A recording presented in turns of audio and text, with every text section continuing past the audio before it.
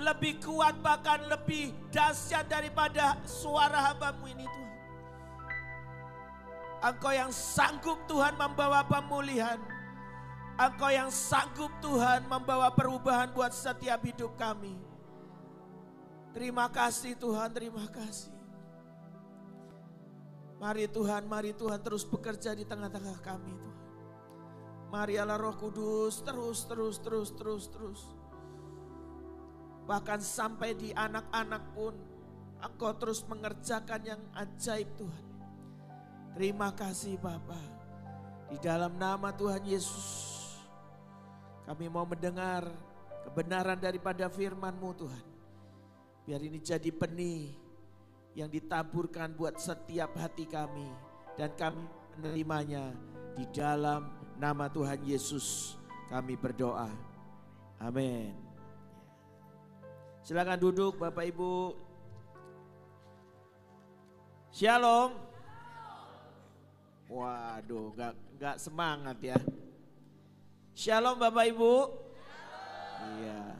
Saya malam ini cukup kaget ya. Tadi saya duduk, biasa memang saya duduk di sebelah situ. Tiba-tiba pimpin pujian lagi ngomong sesuatu. Di belakang saya ada yang ngomong, gitu kan. Saya kaget. Ternyata ada sesuatu yang luar biasa dari orang tua murid sekolah Mahanaim. Amin. Amin ya. Saya pengen nanti gak cuman yang di baris belakang saya loh. Itu sampai baris yang paling belakang dalam memuji Tuhan, dalam datang ke ibadah ini dengan semangat. Oke? Saya tanya dulu, siapa yang merasa terpaksa datang ke tempat ini? Ada? Ada? Ada yang terpaksa?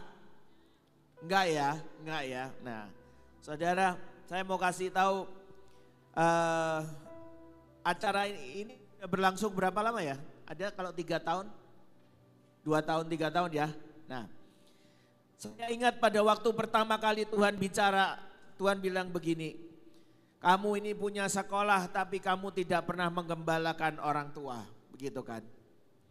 Itu makanya selama 2 hampir 3 tahun ini mungkin tahun yang ketiga kita terus kerjakan, walaupun ya saudara, yang daftar seringkali sampai 700, yang datang cuma 400, yang daftar nanti 600, yang datang 500, begitu ya.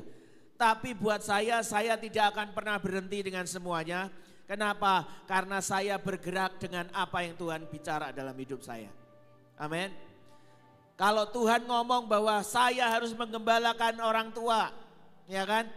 Saya tahu Tuhan punya rencana yang luar biasa buat setiap kita. Tahun-tahun ke depan, hari-hari ke depan bukan sesuatu yang mudah. Dan buat kita yang bisa membuat kita bertahan nanti adalah pada waktu kita terus berjalan bersama dengan Tuhan. Amin. Jadi saudara pastikan kalau saudara datang ke tempat ini, pertama adalah tidak dengan dipaksa. Ya. Yang kedua, saudara sejujurnya harus mengucap syukur kalau saudara ada di tempat ini. Kenapa? Karena Tuhan menyediakan sesuatu yang luar biasa buat Bapak Ibu kok. Mungkin orang tua yang lain lebih memilih mungkin kemana lah, ke mall, mungkin nonton atau apapun lah. Saya juga tidak bisa menyalahkan mereka, mungkin mereka punya urusan yang jauh lebih penting. Tapi saya mau pastikan buat saudara yang datang malam hari ini dan nanti mungkin bulan depan, 2 bulan lagi atau kapanpun diadakan. Ya. Saya tadi pada waktu saya menyembah di situ, saya malah berpikir begini. Kalau orang tua murid di sekolah Mahanaim gak ada yang mau datang, kenapa kita gak ajak orang yang di luar? Iya kan? Kenapa kita gak ajak tetangga kita? Kenapa kita gak ajak teman-teman kita yang lagi punya masalah? Karena saya tahu Tuhan ingin mengerjakan sesuatu yang luar biasa di tengah-tengah kita. Amin. Amin ya. Iya, oke. Saya malam hari ini dikasih tema dipulihkan untuk memulihkan ya. Siapa yang siap dipulihkan Tuhan? Oke, walaupun ada tangan terangkat dan tidak semua. Pertanyaan kedua, kalau saudara siap dipulihkan, yang kedua adalah siapa yang siap memulihkan? Ayo, ya kan? Lo tambah sedikit loh, bener kan? Lo itu pertanyaannya sama Bapak Ibu. Saya tanya ya. Ini kan pertanyaannya kalimatnya awalan di dan me, begitu kan ya? Dipulihkan, memulihkan, benar ya? Benar ya? Nah, saya ganti kata-katanya. Siapa yang mau diberkati? Sekarang saya tanya, siapa yang mau memberkati? Lo tambah sedikit kan? Pada waktu itu memang susah Bapak Ibu. Ya. Padahal nanti saya akan jelaskan. Kenapa ini ada kata-kata dipulihkan untuk memulihkan atau diberkati untuk memberkati. Karena apa yang Tuhan ingin kerjakan buat hidupmu, Tuhan tidak cuma ingin berhenti sampai pada hidupmu.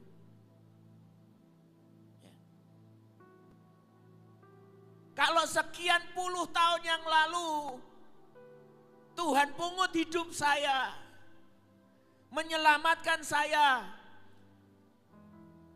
Keluarga saya saya tidak lahir di tengah keluarga Kristen loh. Gak ada yang kenal Tuhan kok.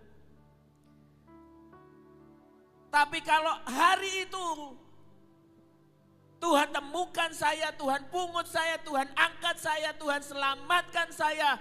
Itu bukan cuma berhenti pada waktu keselamatan itu buat hidup saya. Setelah saya diselamatkan, selesai. Enggak banyak yang datang, paling cuma sekitar 50 orang. Dan pada waktu hamba Tuhannya bikin altar call, saya merasa digerakkan Tuhan untuk maju dan saya maju. Dan pada waktu saya didoakan, saya enggak tahan. Dan tiba-tiba itu baru seumur hidup saya mendengar suara Tuhan dengan audible, dengan jelas. Siapa yang ngajarin saya tentang suara Tuhan? Gak ada. Orang tua saya bukan orang Kristen kok.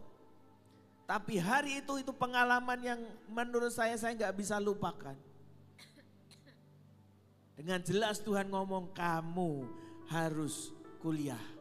Yang saya pikir tadinya saya akan jadi full time hari itu. Dan ternyata rencana Tuhan ditunda sampai sekian tahun ya kan. Saya lulus kuliah, saya sempat kerja dan lain sebagainya. Sampai akhirnya saya memberikan hidup saya sepenuh waktu buat Tuhan. Sampai hari ini.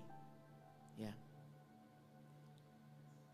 Proses yang Tuhan berikan, yang Tuhan lakukan tuh gak cuma berhenti sampai di situ.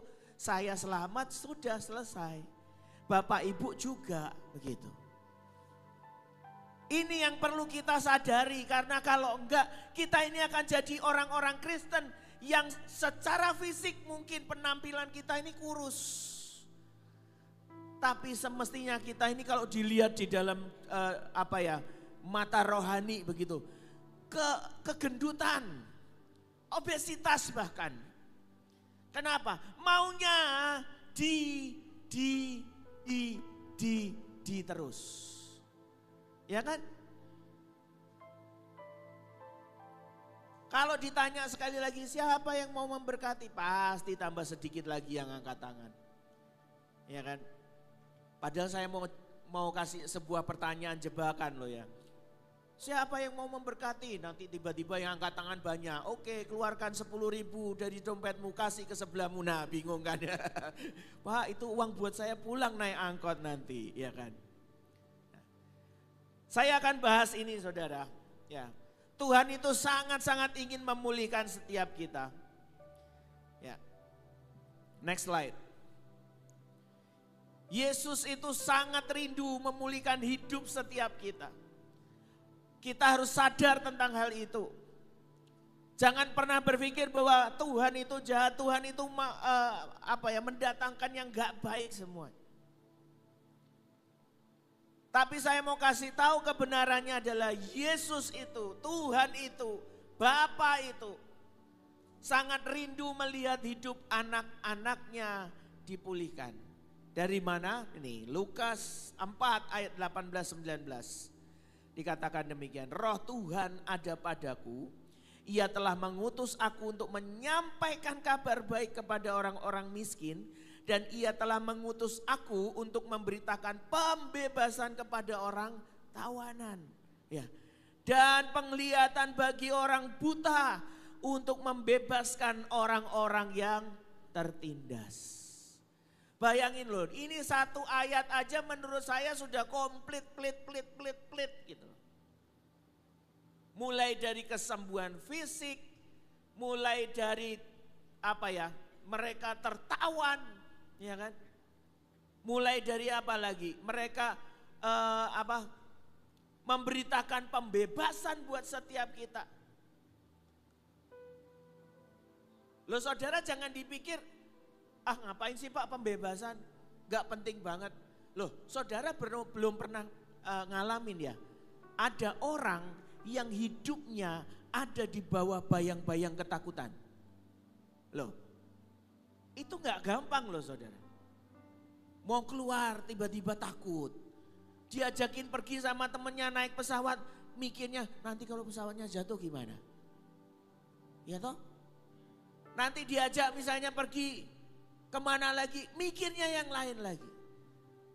Itu gak enak Bapak Ibu.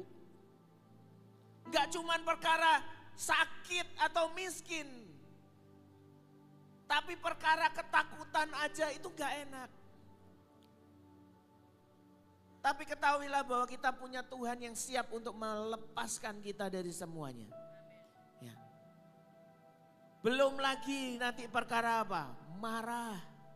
Jangan dipikir marah itu enak loh. Orang yang suka marah seringkali ujungnya nyesel kok. Ya kan? Udah marah, kamu banting piring, perang, ya kan? Lupa dia. Nah ini piring baru saya beli selusin kemarin. Hari ini udah pecah 2 begitu kan. Nyesel. Pada waktu marah nanti kalau anaknya sudah kabur 3 hari gak pulang, baru nyesel. Demikian juga anaknya sama. Dia mau pulang, kok malu ya kan. Tapi gak pulang, gak punya duit buat makan lah gimana. Kok Bapak tahu lah orang di sekolah ini banyak seringkali terjadi kok. Kita ditelepon orang tua malam-malam, Pak anak saya sudah gak pulang seminggu Pak. Gurunya loh bayangin itu kayak tukang pencatat ini loh dukcapil. Udah kayak dukcapil aja. Telepon temennya si A. Kamu tahu si ini enggak? Kira-kira di mana? Oh mungkin di B Miss. Telepon si B. Enggak ada Miss. Mungkin di C. Telepon si C. Boro-boro orang tuanya ngasih pulsa ya kan. Missnya yang keliling tanyain, bayangin. Tapi saya mau kasih tahu hari ini ya kan. Dikatakan bahwa menyampaikan kabar baik kepada orang miskin. Dan Ia telah mengutus aku untuk memberitakan pembebasan. Ya, kepada orang-orang tawanan dan penglihatan bagi orang buta. Tuhan akan memulihkan kita komplit, beneran komplit. Gak percaya coba kita lihat next slide ya. Bayangin nih. Pemulihan jiwa. Dalam Mazmur 147 ayat yang ketiga dikatakan demikian. Ia menyembuhkan orang-orang yang patah hati dan membalut luka-luka mereka. Ya. Kalau tadi masalah penglihatan orang buta dan lain sebagainya, pembebasan orang tawanan, ini cuman urusan luka hati. Ya kan? Cuman gara-gara pergi ke gereja, pendetanya gak ngasih salam aja. Pulang manyun itu begitu. Besok udah gak mau ke gereja lagi. Tapi ketahuilah mau perkara besar, perkara kecil, saya mau kasih tahu Tuhan ingin memulihkan setiap kita. Amin. Amin. Sekali lagi coba saya tanya, siapa yang ingin dipulihkan Tuhan? Siapa yang ingin memulihkan? Mulai pinter ya. Oke, nanti saya coba ganti pertanyaan jebakan ya. Perkara diberkati dan memberkati. Oke, lanjut ya. Nih, next slide. Pemulihan berkat. Nah, ini seneng kan? Seneng ya? Seneng gak? Loh kalau nggak seneng saya nggak baca loh ayatnya. Seneng gak? Seneng ya. Loh, kalau ngomong berkat itu paling semangat kok. Aku akan memulihkan kepadamu tahun-tahun yang hasilnya dimakan belalang. Kalau kita kerja, kita bisnis seringkali kan kita membuat kesalahan, benar ya. Mungkin ada buat salah, mungkin ditipu orang, mungkin apalah, uang kita dibawa kabur karyawan. Bisa terjadi kan? Atau kita salah membuat keputusan. Tapi bayangin Tuhan ngomong, bahkan tahun-tahun yang hilang pun Tuhan mau pulihkan buat setiap kita. Ya. Kok saudara kayaknya nggak percaya loh ya? Kalau saudara mungkin pernah ngalamin apa ya, kebangkrutan loh. Saya itu punya om ya. Menurut saya Tuhan tuh sayang banget sama dia. Walaupun dia juga bandelnya sama Tuhan kayak gitu. Saya nggak tahu gitu. Bayangin, dia pernah diberkati saudara. Itu rumah sampai gedenya nggak tahu seberapa. Dia punya villa nggak tahu berapa biji. Tapi ya begitu, nanti kalau sudah diberkati mulailah pergi ke dukun, kemana dan segala macam. Nanti kalau sudah kayak gitu bangkrut lagi. Kalau sudah bangkrut loh, saya itu salut. Kenapa? Saya pernah tinggal di rumahnya dia. Setiap jam 12 malam dia dan istrinya bukan pergi. Di rumah itu berdoa berdua. Setiap jam 12 malam. Mau ngantuk, mau enggak, selalu berdua, pasti berdoa. Saya pernah lihat lagi hidupnya diberkati. Tiba-tiba punya pabrik. Loh, ini saya cerita ya apa adanya. Om saya itu pernah sampai bangkrut ya. Saking bangkrutnya dia sampai jadi supir taksi. Nah tiba-tiba loh dia nyetir taksi. Dia lagi bawa seorang pengusaha, ya kan, yang tiba-tiba menawarkan, kamu mau nggak? Aku ini punya produk, bantuin jualan. Nanti kamu jadi distributor di tempat ini. Gak punya modal, gak punya keahlian, gak punya apa-apa. Cuman supir taksi. Tapi saya ingat gara-gara itu, dia bisa punya pabrik yang sekarang om saya udah meninggal ya, jadi itu sudah diwariskan ke istri dan anak-anaknya. Pabriknya itu asetnya nggak tahu berapa, 20 M atau berapa lah. Diberkati lagi, tapi ya saya tahu pada waktu dia sudah mulai diberkati, mulai lagi hatinya condong ke sana, ke sini, ke situ dan lain sebagainya. Mungkin saudara juga pernah ngalamin kesalahan-kesalahan yang seperti itu. Yang sepertinya hidup kita ini kayak digerogoti, enggak diberkati tapi malah digerogoti gitu. Tapi saya mau pastikan bahwa apa? Janji Tuhan, firman Tuhan, kerinduan hati Tuhan adalah untuk memulihkan setiap kita. Ya. Bahkan semua yang pernah hilang di tahun-tahun yang lalu istilahnya begitu. Tuhan sanggup memulihkan semuanya. Amin. Amin. Ya. Nah.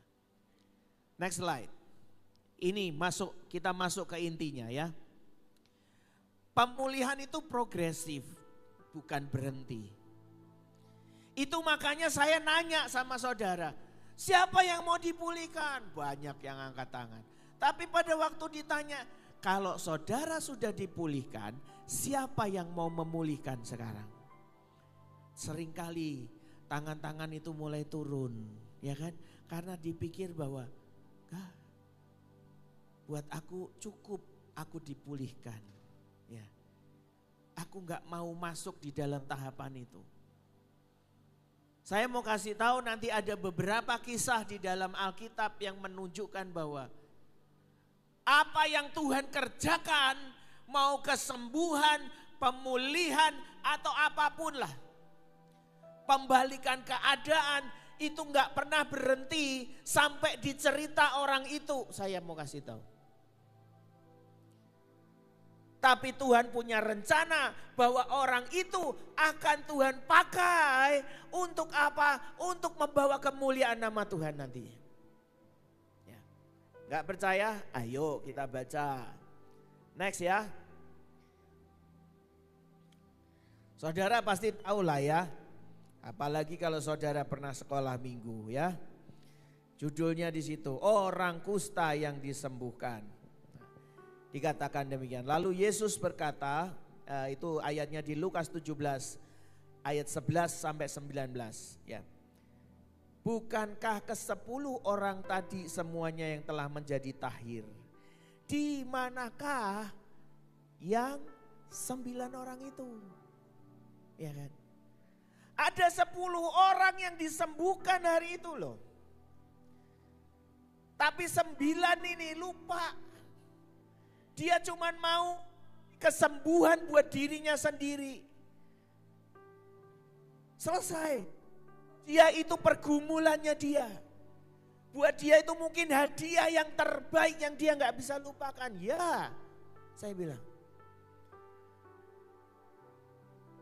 Tapi malam hari ini saya mau sampaikan sebuah pesan yang saudara harus mengerti. Nanti pada waktu Tuhan bekerja dalam hidupmu, dalam bentuk apapun, dia tidak pernah cuman berhenti sampai dalam dirimu. Arti? Dan kisah ini menceritakan ada satu yang dia kembali ke Tuhan. Dan dia menceritakan kepada semua orang. Kalau saudara baca nanti semuanya. Ya, karena waktu saya nggak bisa baca semuanya. Tapi ada satu orang ini yang dia ngalami kesembuhan dari kustanya. Dan dia tidak cuma berhenti, aku sembuh, aku sembuh, aku sembuh, aku sembuh. Tapi dia menceritakan ke semua orang bahwa ini loh yang menyembuhkan aku. Aku sudah sembuh, ya aku sembuh. Tadinya aku kusta. Kalau kusta itu kelihatan soalnya. Dan aku ngalami kesembuhan hari ini. Yang menyembuhkan adalah Yesus. Kalau kamu percaya, kamu juga bisa sembuh gitu loh. Ini yang seringkali kita sebagai anak Tuhan selalu lupa. Kita cuma minta begitu kan. Minta dikasihi, minta diberkati, minta disayangi, minta diperhatikan. Benar? Tapi begitu kita menerima semuanya kita lupa bahwa kita harus apa? Menyayangi, mengasihi. Benar gak? Karena kalau enggak saudara, itu mampet loh, itu mampet. Karena kebenarannya Tuhan itu menginginkan sesuatu yang progresif dalam hidup kita. Kita lanjut ya.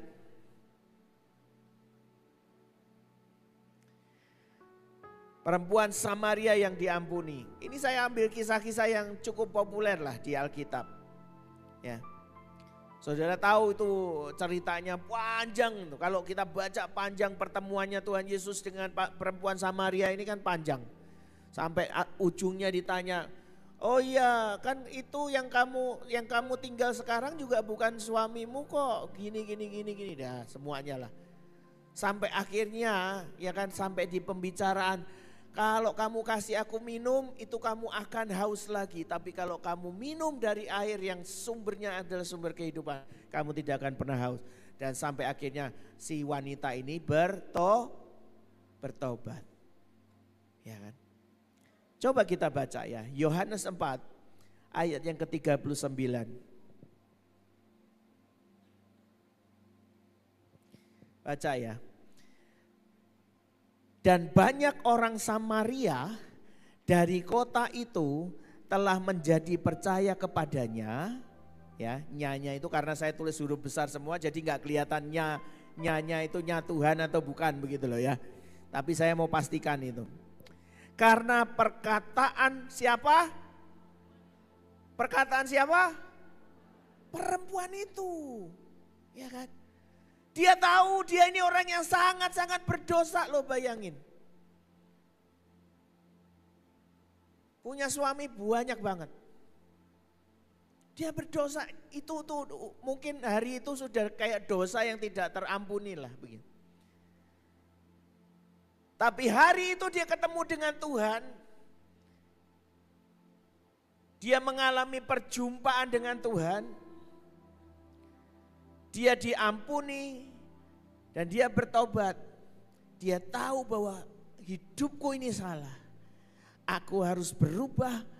Aku harus memulai sesuatu yang lebih baik. Ya kan? Dan dikatakan di ayat ini. Dan banyak orang Samaria dari kota itu telah menjadi percaya kepadanya. Ya. Saya makanya setiap kali saya punya kesempatan misalnya untuk bersaksi khususnya buat anak-anak ya. Buat anak-anak remaja seperti itu. Saya paling suka, kenapa? Karena saya ngomong dalam hidup mereka, ini loh orang yang hidupnya pada waktu masa remajanya rusak, hancur dan Tuhan temukan. Saya pernah ada di posisimu, saya pernah ada di posisimu, saya pernah ngalami yang kau alami, saya pernah melakukan yang kau lakukan kok. Sampai satu hari saya dapati semuanya itu sia-sia. Dan saya memutuskan untuk apa? Ya Tuhan, aku mau hidup lebih baik. Aku mau meninggalkan semuanya. Dan aku mau berjalan bersama dengan Tuhan. Kalau hidup saya bisa mengalami yang seperti itu, saya yakin saudara, asal engkau membuka hatimu, Tuhan akan memulihkan semuanya. Saya tahu benar-benar. Saudara, saya mau kasih tahu ya. Saudara kalau lihat saya mungkin sekitar berapa ya? Mungkin 30 atau 35 tahun yang lalu lah, begitu ya. Yang saudara lihat berdiri di depan ini orang yang gak pernah bisa ngomong di depan banyak orang. Jangankan di depan banyak orang seperti ini.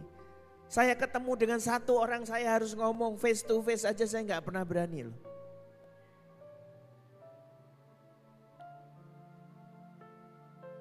Tapi saya ingat bagaimana Tuhan ketemukan saya dan dia ngomong, aku sangat mengasihi engkau. Engkau itu biji mataku. Dan saudara mau tahu apa yang saya kerjakan mulai hari itu? Setiap hari, setiap kali saya mulai nyisir rambut. Di depan cermin saya ngomong, hei engkau biji mata Tuhan, engkau dikasihi Tuhan. Makanya kalau setiap kali saya ketemu sama anak-anak yang minder, saya tahu saya pernah ada di situ kok. Saya pernah dipulihkan dari itu. Saya tahu rasanya jadi orang minder loh.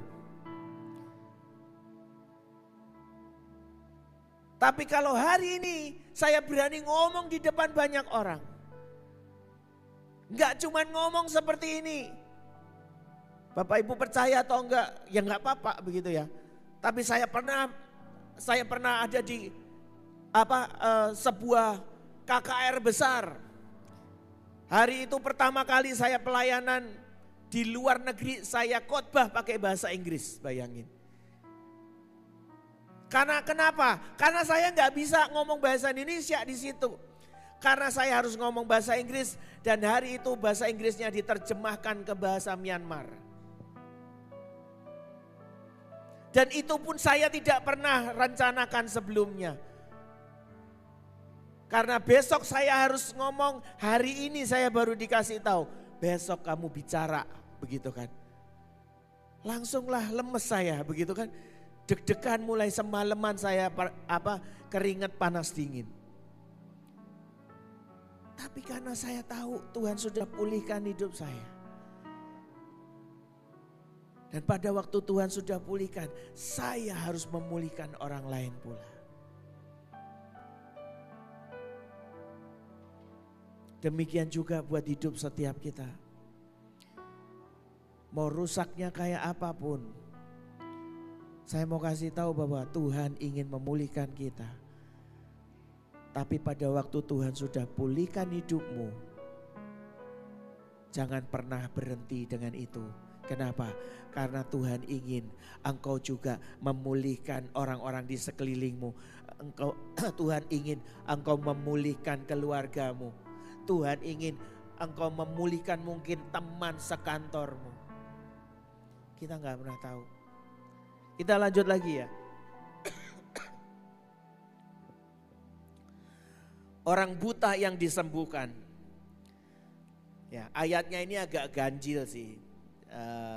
Nanti kalau saudara punya kesempatan, saudara boleh baca Yohanes 9 ayat yang dari atas-atas sampai nanti ayat 30 saudara baca ya.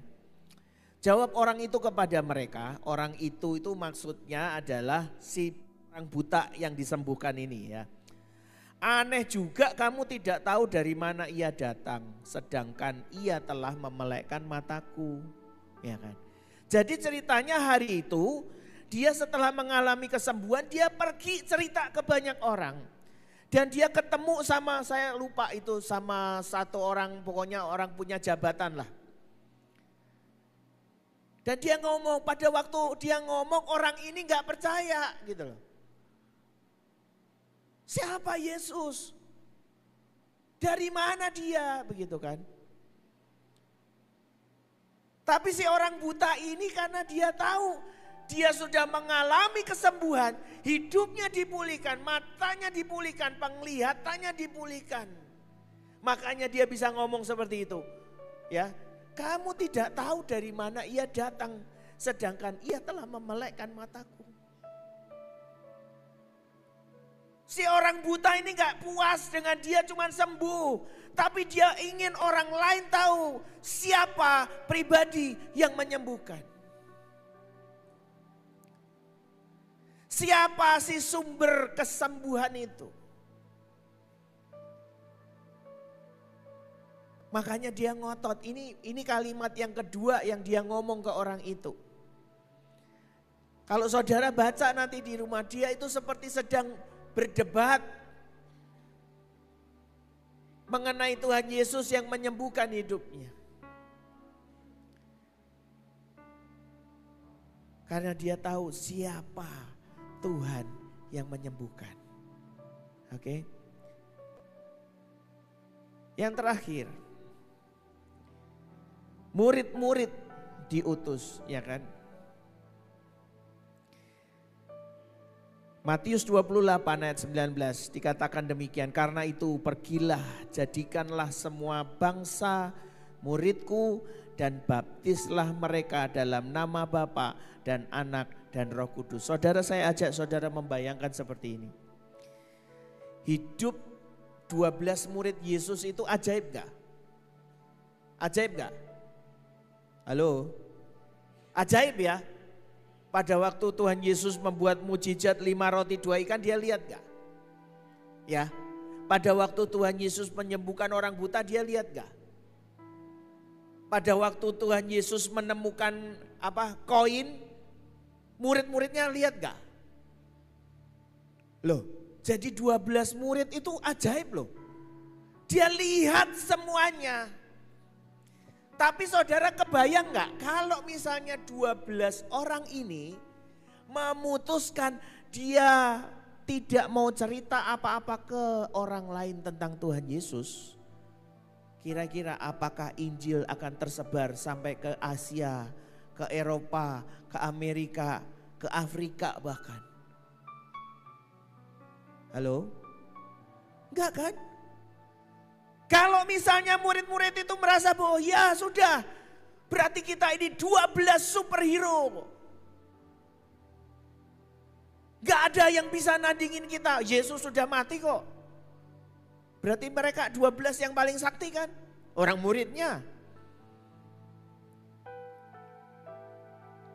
Artinya itu apa yang Tuhan kerjakan dalam hidup mereka berhenti. Benar-benar berhenti.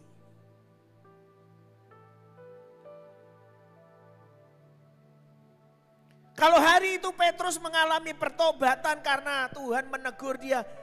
Nanti ayam berkokok 3 kali kamu pasti menyangkal. Yang dia ngomong gak mungkin. Ternyata kejadian juga.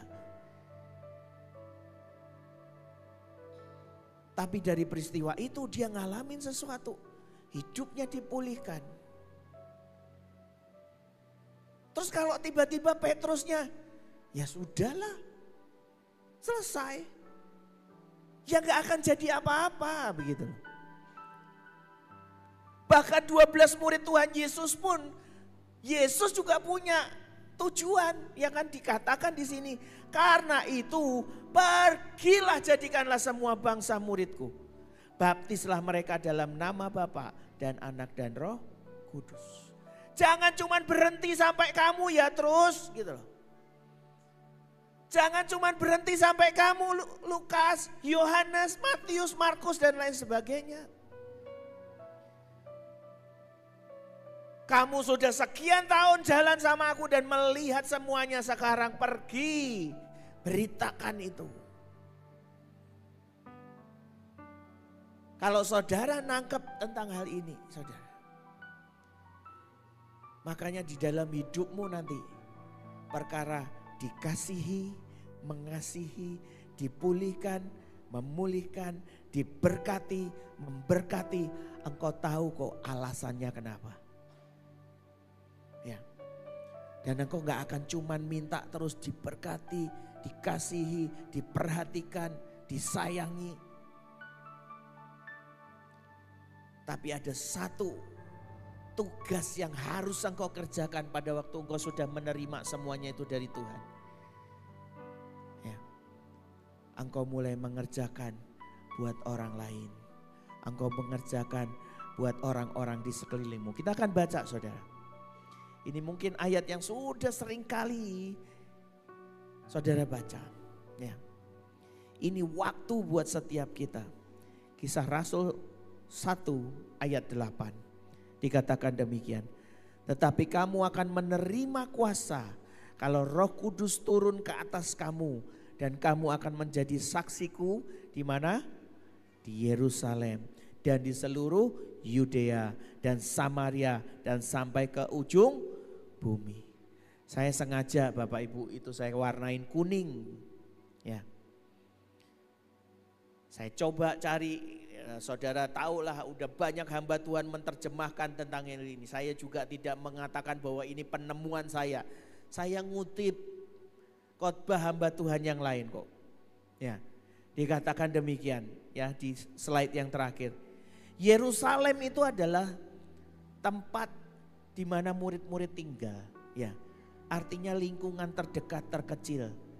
Di mana itu? Mulai dari keluargamu. Sahabat-sahabatmu. Mungkin kalau engkau bergereja, engkau pendeta, engkau full timer mungkin ya kan. Itu gereja lokal di mana engkau bertumbuh. Atau mungkin engkau punya komunitas-komunitas. Jadi kalau ayat ini mengatakan Roh Kudus turun ke atas kamu dan kamu akan menjadi saksiku di Yerusalem. Engkau harus ngerti, engkau punya tugas yang paling kecil. Adalah lingkungan yang paling kecil terdekat dengan engkau. Kalau hidupmu dipulihkan, artinya engkau harus memastikan bahwa orang-orang di sekelilingmu juga mengalami pemulihan yang sama. Amin. Kalau engkau hidupmu diberkati, jangan sampai berpikir gini, ya sudah buat aku aja, suamiku gak usah, begitu loh. Kan gak bisa gitu loh.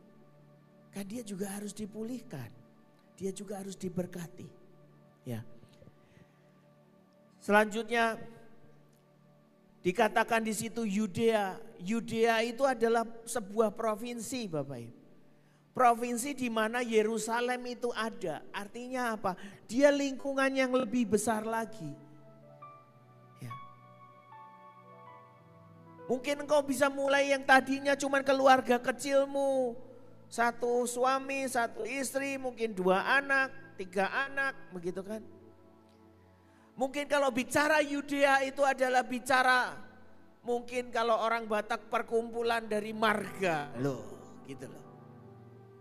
Atau mungkin arisan-arisan begitu. Atau keluarga besar. Yang ruang lingkupnya jauh lebih besar. Kalau misalnya di sekolah engkau gak cuman mulai mengerjakan itu buat anak-anak di kelasmu. Tapi engkau mulai memberi warna buat seluruh sekolah. Dan itu gak cuma berhenti di situ loh. Ya. Dikatakan ada tempat selanjutnya adalah dikatakan Samaria.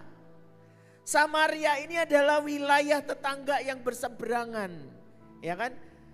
Makanya ada judulnya orang Samaria yang baik hati begitu. Karena seringkali itu orang Samaria sama orang Yahudi itu sering berantem. Mereka musuh-musuhan.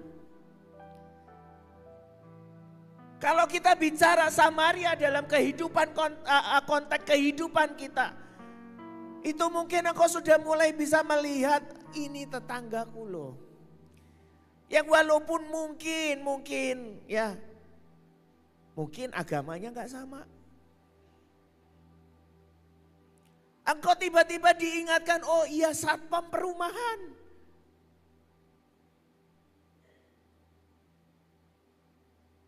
Ada banyak yang harus kita kerjakan. Kenapa? Karena Tuhan ingin itu. Tuhan gak ingin cuma berhenti di kita. Tapi mulai dari Yerusalem, Yudea, Samaria. Sampai ujungnya kemana?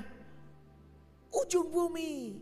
Di mana ujung bumi? Saya gak tahu, saya belum pernah ke ujung bumi. Ya kan? Loh, orang buminya bulat kok ditelusurin terus ya gak ada ujungnya begitu loh. Tapi paling tidak saya pernah pelayanan ke tempat yang menurut saya nih ya. Itu tempat pelayanan paling jauh yang saya pernah datangi. Ya. Yang pertama ke Afrika Barat. Ya, ada satu negara namanya Guinea-Bissau. Ada yang tahu Guinea-Bissau? Gak tahu ya. Aneh itu soalnya. Saya pernah datangin negara itu. Buat pergi ke negara itu saya harus perjalanan naik pesawat 3 hari Bapak Ibu.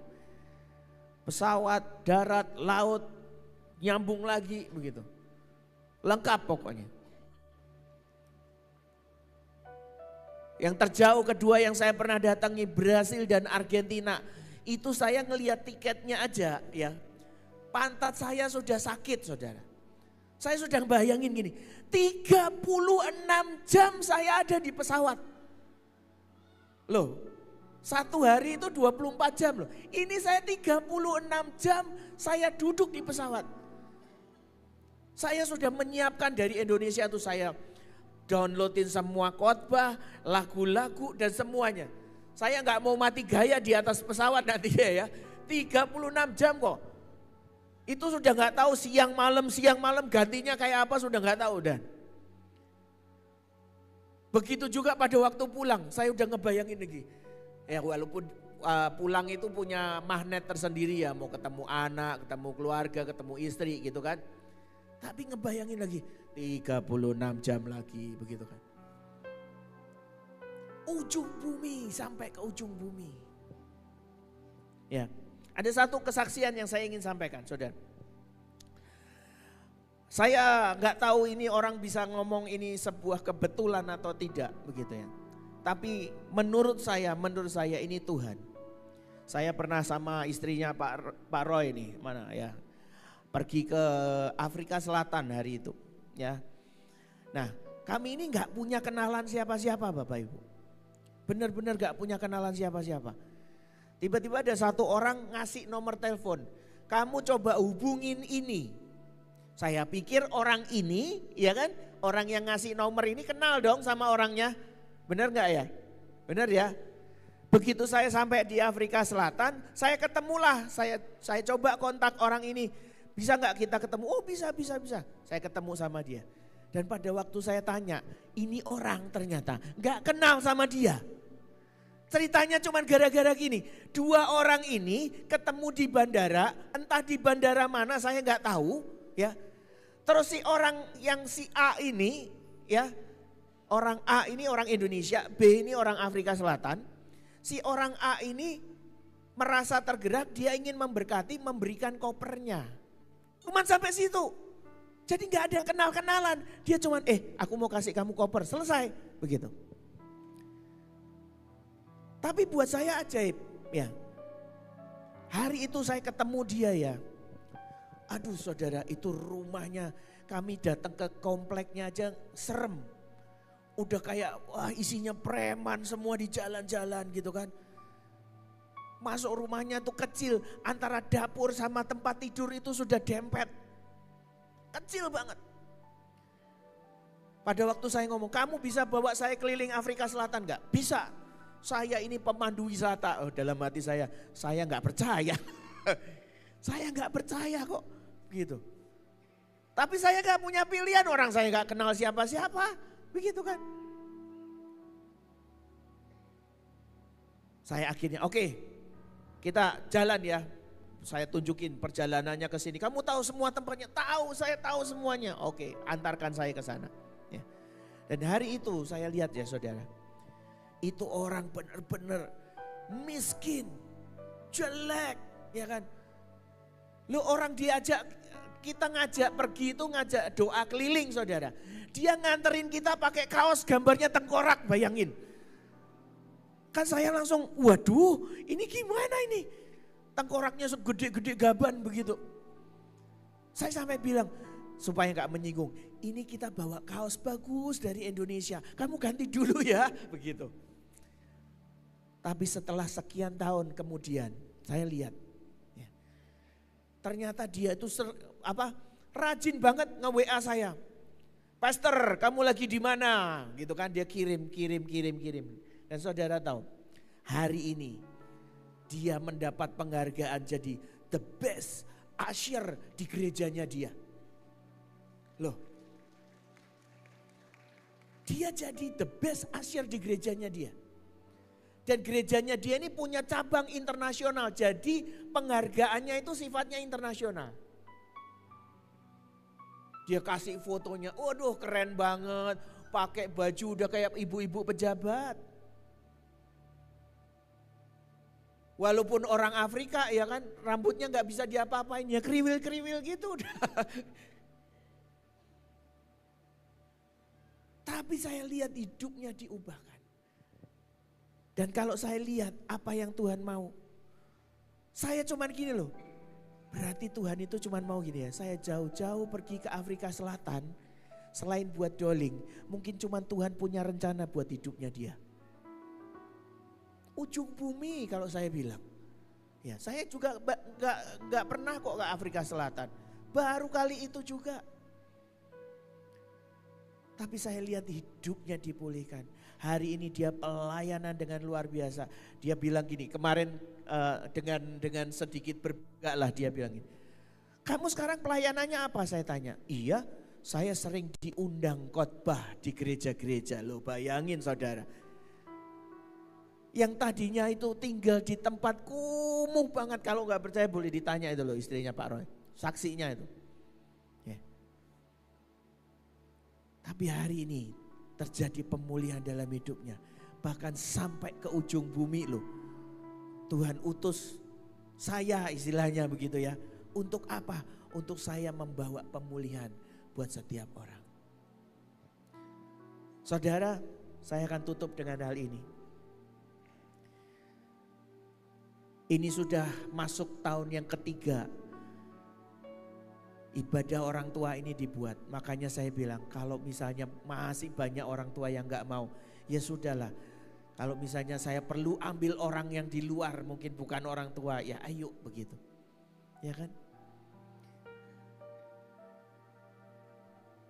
Tapi Tuhan itu punya rencana loh. Kalau sampai Tuhan itu bawa saudara nih ya, menyekolahkan anakmu di tempat ini dan sekolah ini punya model penggembalaan seperti ini, itu bukan kebetulan. Tuhan inginkan ada sesuatu yang luar biasa kok.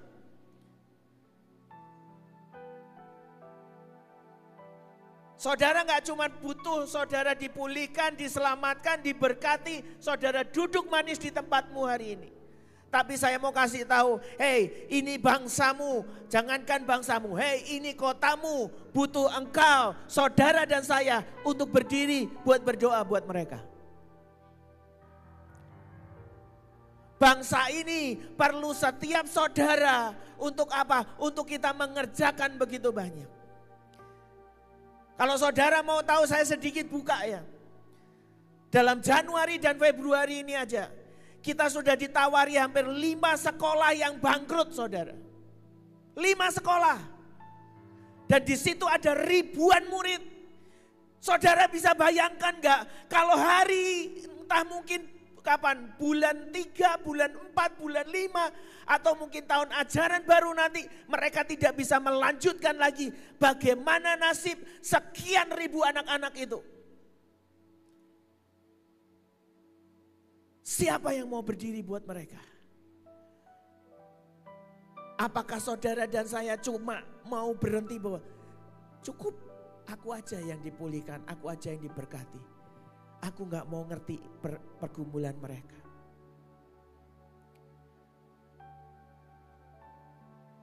Bahkan beberapa minggu yang lalu saya ketemu sama satu orang ibu kepala sekolah dan satu hamba Tuhan. Dia cuma bawa 14 murid ke hadapan saya. Tempatnya di mana? Di belakang bandara itu loh, jauhnya minta ampun. Saya pergi sama Pak Markus hari itu. Saya bilang gini, bercanda sama Pak Markus, Pak, ini sudah kayak supir akap ya, ke provinsi loh. Loh, benar kan? Bekasi itu di Jawa Barat, saya pergi ke Jakarta, nah sedangkan bandara itu sudah Tangerang loh, Banten provinsinya. Ini kalau nanti kita ambil sekolah ini, kita sudah kayak supir bus akap nih. Bolak-balik Bekasi, Tangerang, Bekasi, Banten terus. Kalau saya cuma lihat jumlahnya 14 orang, saya nggak pernah mau berdiri buat mereka kok. Kalau saya ngelihat semuanya, ini mah cuma butuh duit doang nanti ujungnya. Saya adopsi mereka, saya harus keluar lagi buat renovasi gedung, buat bayar gurunya, buat semuanya.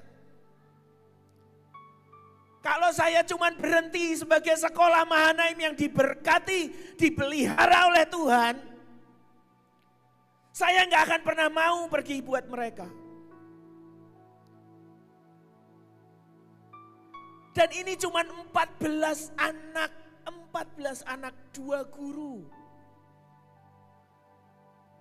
Saya butuh 2 minggu untuk doa sama Tuhan tuh, please. Aku harus apa? Dan Tuhan cuma bilang, siapa yang mau berdiri buat mereka? Dia datang ke kamu itu sudah seperti pengharapan terakhirnya dia. Dia gak tahu dia harus minta ke siapa lagi. Bahkan ibu kepala sekolah ini ngomong sama saya, Pak, kami ini sudah diusir sama yayasan yang lama. Kalau kami gak menemukan yayasan yang mau menaungi kami, tahun ajaran depan 14 anak ini gak tahu sekolah di mana. Yang paling mungkin kami lakukan, kami cuma taruh mungkin 2 di sekolah mana, 2 lagi sekolah mana, ditawar-tawarkan siapa yang mau menerima mereka. Dan mungkin juga orang tuanya siapa yang sanggup membayar. Dan itu sebuah pergumulan yang gak mudah, saudara. Kecuali istilahnya gini, ada BPK penabur tuh Pak, mau diserahkan Mahanaim. Lah itu enak itu. Asetnya banyak, duitnya banyak. Ini 14 anak yang saya tahu nanti Pak, pada waktu saya ambil dia, saya harus kasih makan mereka. Saya tiba di sebuah persimpangan jalan di mana saya harus memutuskan semuanya. Dan sampai satu hari saya ingat Pak Markus nanya ke saya, Pak, Bapak sudah memutuskan apa? Dan saya bilang begini, kalau kamu nggak mau mengerjakan, saya akan tetap kerjakan. Kalaupun sampai nanti guru-guru saya gak ada yang mau bantuin saya. Kepala sekolah saya gak ada yang mau bantuin saya akan tetap kerjakan.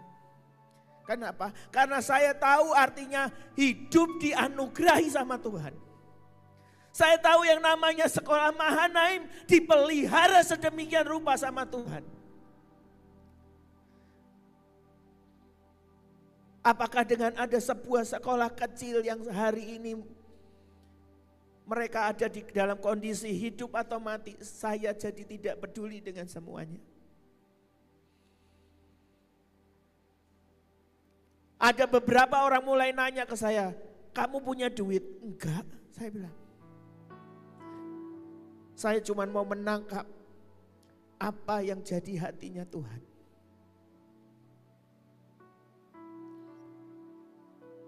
Di akhir ibadah ini, saya mau mengajak Bapak Ibu semuanya. Seperti visi yang Tuhan kasih buat ibadah orang tua yang setiap bulan, setiap 2 bulan sekali dibuat ini. Semestinya Tuhan ingin hidup setiap saudara Bapak Ibu semuanya ini mengalami pemulihan yang dari Tuhan. Tapi enggak cuman itu, saudara mulai mengerjakan pekerjaan yang jauh lebih besar lagi. Kita mulai bersatu bersama, mulai mengerjakan banyak hal. Karena ada begitu banyak hal yang kita bisa kerjakan nantinya di luar. Itu butuh saudara dan saya. Bangsa ini butuh saudara dan saya. Kota ini butuh saudara dan saya. Ada begitu banyak generasi muda butuh saudara dan saya. Ada begitu banyak anak-anak, laki-laki, perempuan, mereka tidak punya figur ayah, tidak punya figur ibu. Siapa yang mau berdiri buat mereka?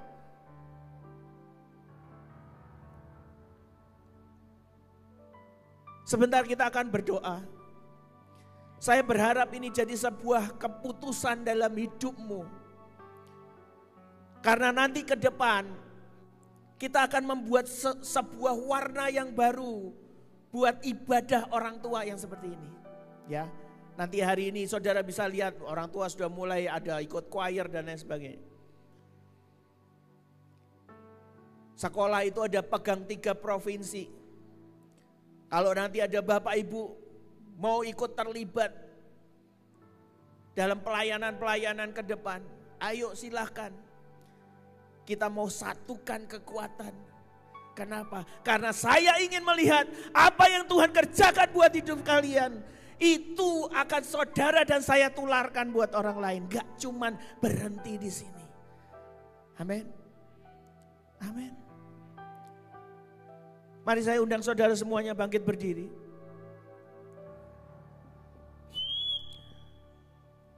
Saya ingin ini bukan sebuah keputusan ikut-ikutan. Tapi ini sebuah panggilan yang Tuhan ingin kerjakan. Ini sebuah rencana yang Tuhan ingin kerjakan buat setiap kita. Apakah saudara mau jadi seperti murid-murid yang diutus? Apakah saudara mau seperti perempuan Samaria yang hidupnya sudah diampuni oleh Tuhan dan mulai menceritakan ke semua orang?